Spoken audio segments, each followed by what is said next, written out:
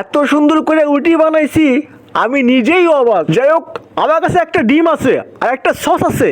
এখন আমি এগুলো দিয়ে কি করব ভাবতেছি। ও মা, আইডিয়া আইছে, রুটি বানাবো। তারপরে আমি এসে দেখি আটা বের করি। এই যে দেখেন আটা, আজকে আমি রুটি বানাবো, তা আবার গরুর তেল দিয়া।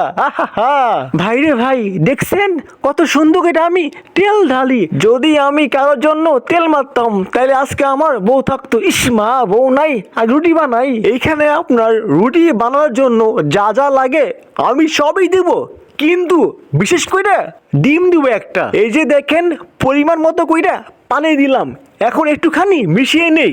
বাট এখন দিব হচ্ছে ডিম। এই যে ডিম দিছি, আবার মিশাবো ভালো মতন কইরা সবগুলো আটা মিশিয়ে মিশিয়ে একদমই গুলিয়ে ফেলাবো যাতে একটুকু ডিম না থাকে। এই যে দেখছেন হয়ে গেছে পুরোপুরি। যেহেতু আমি রুটি বানাবো গরুর তেল দিয়ে, দেখছেন এই যে এখন আমি